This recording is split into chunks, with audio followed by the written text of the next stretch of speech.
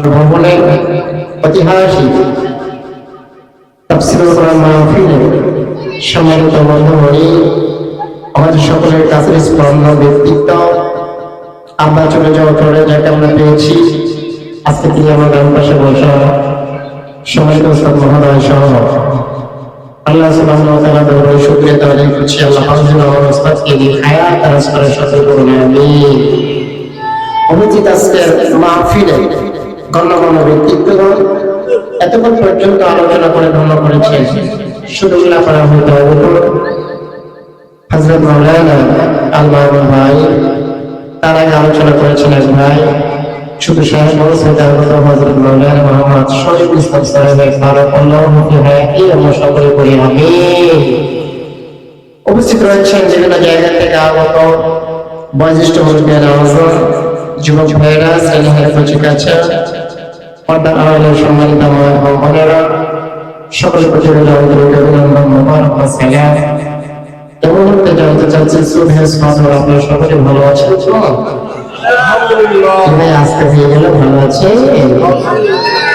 আমরা যেহেতু সকলে ভালো আছি, এই জন্য আল্লাহ তাআলার দরবারে শুকরিয়া আদায় করছি যে মহান আল্লাহ সুবহানাহু ওয়া তাআলা আমাদের সকলকে একত্রিত করে ভালোবেসে সুস্থ রেখে অসুস্থতায় ফেলে না রেখে আরামের বিছানাকে হারাম করে দিয়ে অত্যন্ত শীতের ভেতর দিয়ে হলেও আজকে মেরাজের রজনীতে আল্লাহর দরবারে আসতে পেরে বসতে পেরে আমরা কি খুশি না বেজার?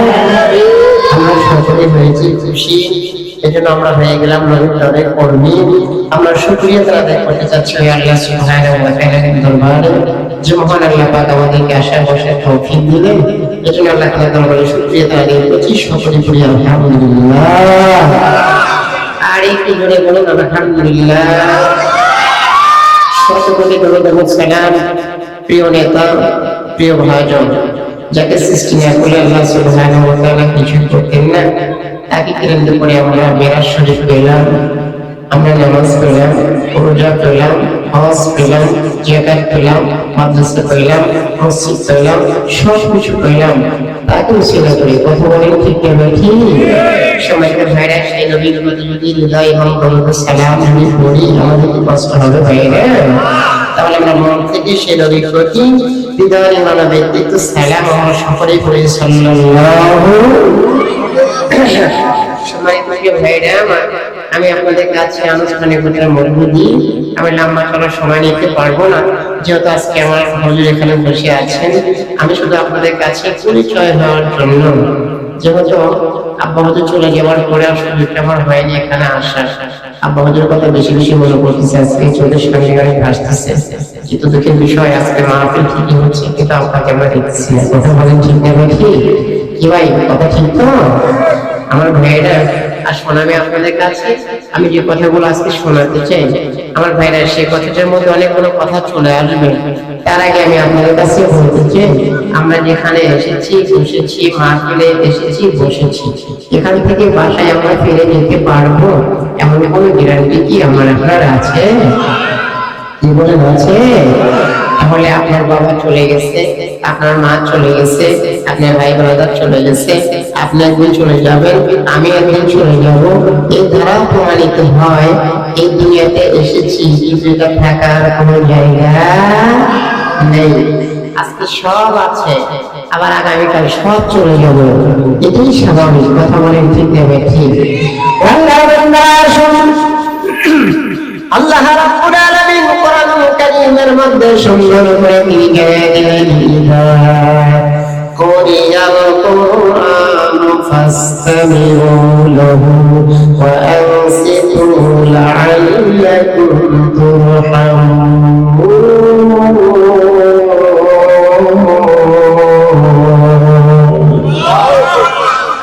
বলেন, যেখানে কোরআন হাদিসের আলোচনা করা হয়, কোরআন শরীফ তিলাওয়াত করা হয়, তোমরা চুপ করে শোনো আর শ্রবণ করো, চুপ করে শোনো, লাআল্লাকুম তুরহামুন, তাহলে আল্লাহর রহমত তোমাদের উপর বর্ষিত হবে। একটু জোরে সাথে বলো সুবহানাল্লাহ।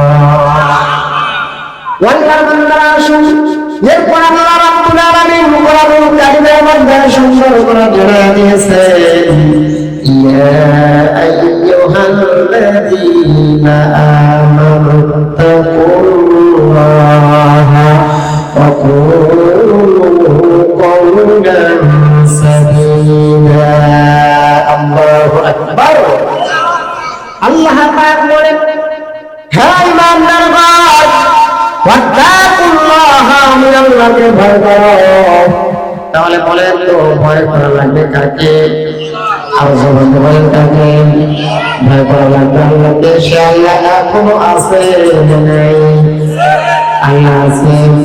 আমার ভাইরা, আকুলু কওলান সাদীদা, আর আল্লাহ পাক বললেন, আর কথা বলো সরল এবং সঠিক কথাটা। এখন আসলে আল্লাহ পাক বলেন, ইয়া আইয়ুহাল্লাযীনা আমানু তাকুল্লাহা ওয়া কুনু মা'আস সাদিকিন।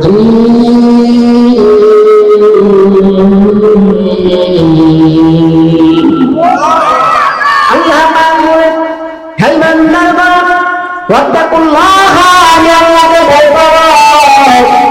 ওয়া কুনু মা'আস সাদিকিন, সাদিকিন শব্দের অর্থ হলো সত্যবাদী। কিবাদী? এ কথা বল, সত্যবাদী। এখন আপনি আসুন, সত্যবাদী কারা? তাদের সঙ্গে মহব্বত করা লাগবে, তাদের সুহবতে বসা লাগবে, তাদের কাছে যাওয়া লাগবে। এই জন্য আল্লাহ পাক সাদিকিন অর্থাৎ সত্যবাদী, এই সত্যবাদী শব্দটা ব্যবহার করেছেন। আওয়াজ ঠিক করে বলা যাবে আল্লাহু আকবার। এরপর আসুন তারা সত্যবাদী। আল্লাহ পাক বলেন, আলা ইন্না আউলিয়া আল্লাহি লা খাউফুন আলাইহিম ওয়া লা হুম ইয়াহজানুন।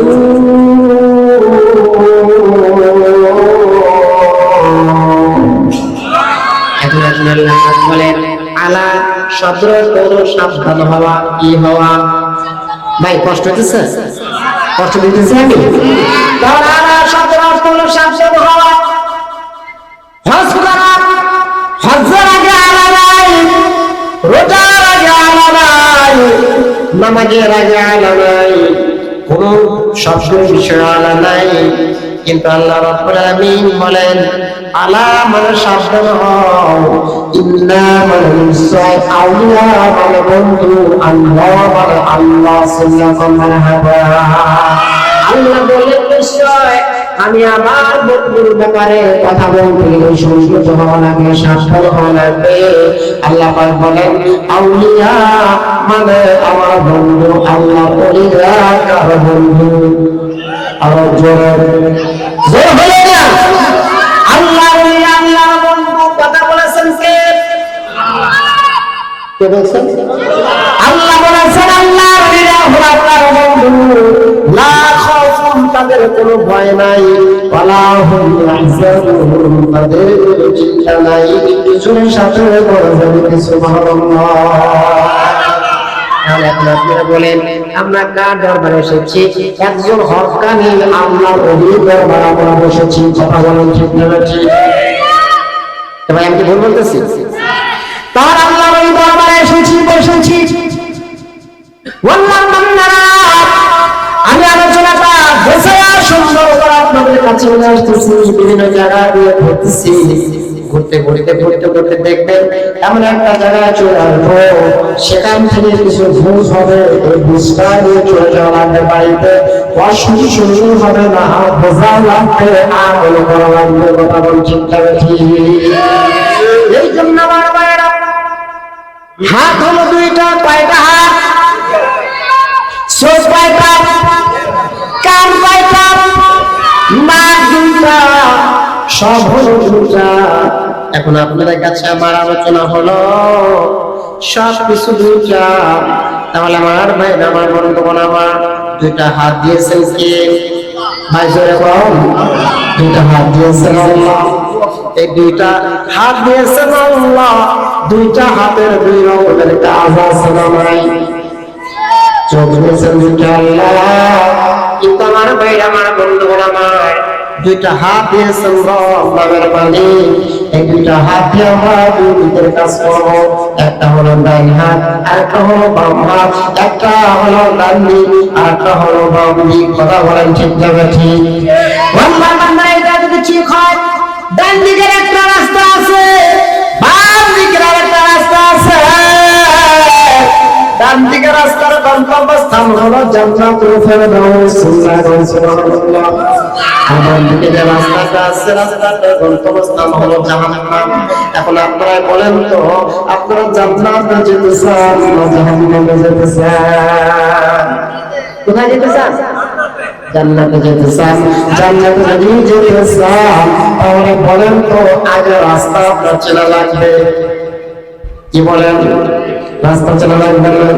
জান্নাতে যেতে গেলে আপনাকে রাস্তা চিনতে হবে।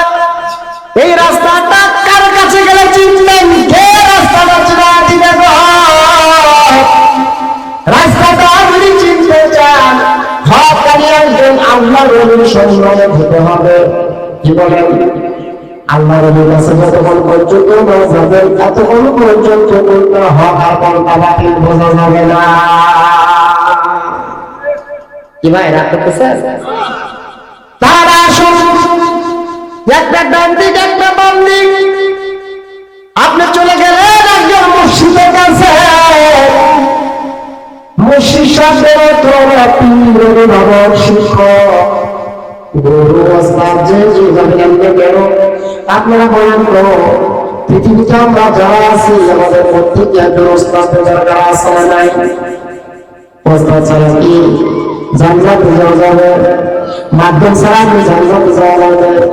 অনেক ঘাটারা পায় আল্লাহর কাছে বায়াত করব কেন? আল্লাহর কাছে বায়াত করা দরকার নাই। আমি বলি ভাই সব ঠিক আছে, বাপ মায়ের আমরা জন্ম হয়েছে, তারা হলো জন্মগুরু। আজ তোমাকে রাস্তাতে দেখা দিবে, তিনি হলো পথ দেখাওয়ালা গুরু। ভাই কষ্ট হচ্ছে? আমি যাই কিছুক্ষণ বলে কষ্ট হচ্ছে আপনাদের?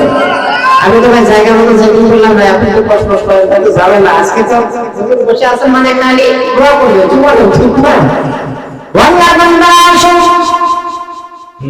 আমি আপনাদের কাছে কথাগুলো সুন্দর করে বোঝানোর জন্য বলতেছি, দেখা যায় কষ্ট হতে পারে। আল্লাহর বান্দা একজন মানুষ, তিনি নামাজ পড়ে না, রোজাও রাখে না, কোনো কিছু করে না, অটোমেটিক ভাবে তার মনের মধ্যে কোনো তোমার চাইতেও আমি তো মরে যাবো, এই দুনিয়াতে এসেছি থাকা যায় না, অন্ধকার কবরে চলে যাবো। যাওয়ার আগে একজন মসজিদের কাছে যাবো, আল্লাহর কাছে যায় হাতে হাত রাখবো। এবার যখন চিন্তার মধ্যে পড়ে গেল, চলে গেল আল্লাহর দরবারে। যাওয়ার পরে বলতেছে, হুজুর আমি আপনার কাছে আসছি। কেমন? হুজুর আমি আপনার কাছে আসছি বায়াত গ্রহণ করার জন্য, করার জন্য আমাকে বায়াত করে দেন।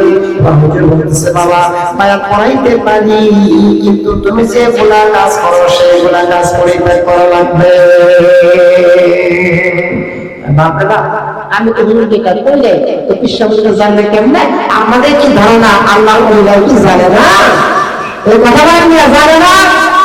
অনেক ধারণা কয় কার আল্লাহর ওলিরা তো কিছু জানে না। মিয়া তোমার আমার চক্ষু দুইটা, কিন্তু আল্লাহর ওলিদের চক্ষু হলো তিনটা। কথা বলেন ঠিক না? ঠিক। দুইটা চক্ষু তোমার আমার মতো, আর আল্লাহর ওলির একটা চক্ষু হলো যে চক্ষুতে তাকালে গোটা পৃথিবী দেখতে পায়। কথা বলেন ঠিক না? ঠিক।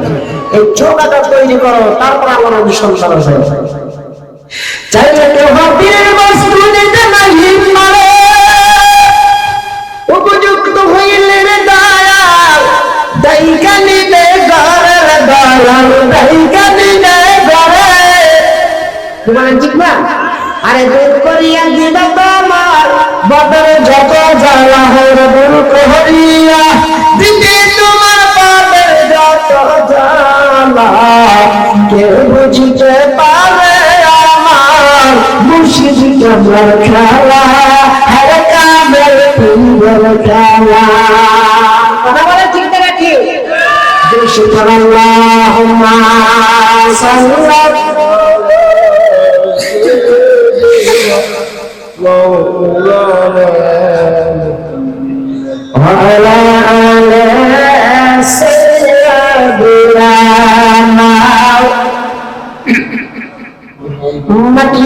বাড়ি মাটির ঘরা মাটি হবে বিছানা আর সাদা যাইবা সঙ্গে কি হবে না আল্লাহুম্মা সাল্লি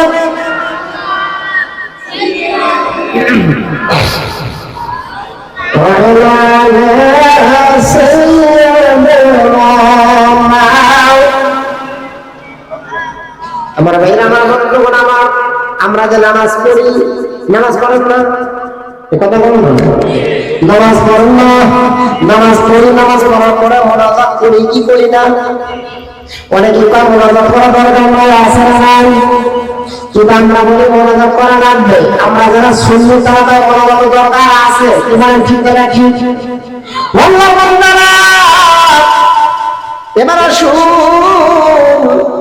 বনি ইসরায়েলের জামানার মধ্যে একটা ছোট্ট ঘটনা ওয়াকিয়া বলা যায় বনি ইসরায়েলের জামানার মধ্যে